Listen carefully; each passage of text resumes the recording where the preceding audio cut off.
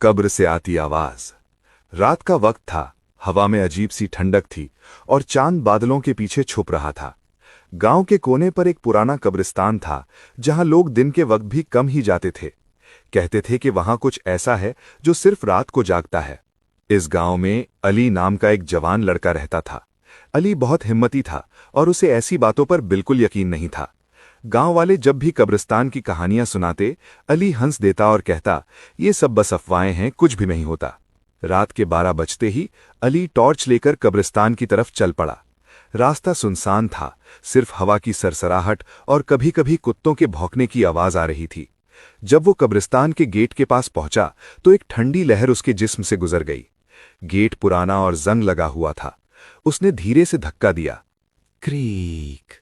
Gate की आवाज ने पूरी फिजा को और भी खौफनाक बना दिया। अली ने अपने आप से कहा, डरने की कोई बात नहीं, बस एक कब्रिस्तान है। अली धीरे धीरे अंदर बढ़ने लगा। हर तरफ पुरानी कब्रें थीं, कुछ टूट चुकी थीं, कुछ झुक चुकी थीं। अचानक, अली, अली! एक हल्की सी आवाज उसके कानों में पड़ी। अली रुक गया।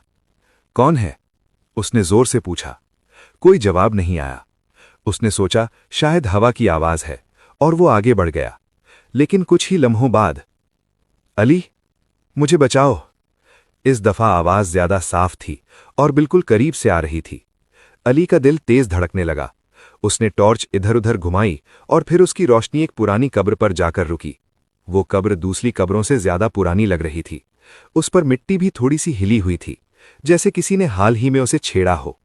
आवाज फिर आई, अली, यहां नीचे। अली का गला सूख गया। उसने धीरे से कब्र के पास जाकर झुककर देखा। उसने अपने आप से कहा, यह मुमकिन नहीं, ये बस मेरा वहम है।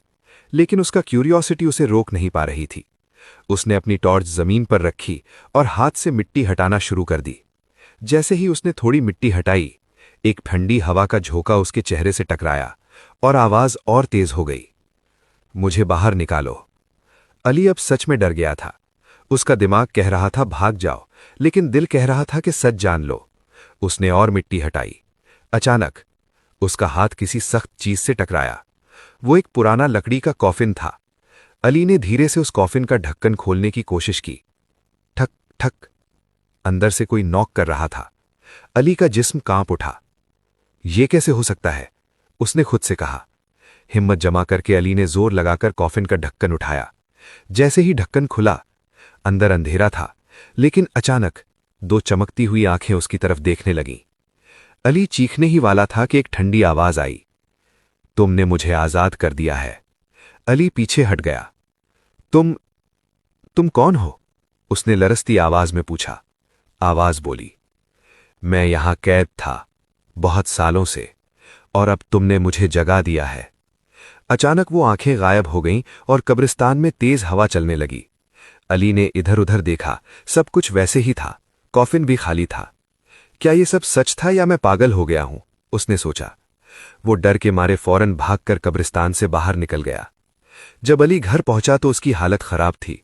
उसने किसी को कुछ नहीं बताया, बस सीधा सो गया। लेकिन रात को अली, वही आवाज फिर से उसके कान में गूंजी।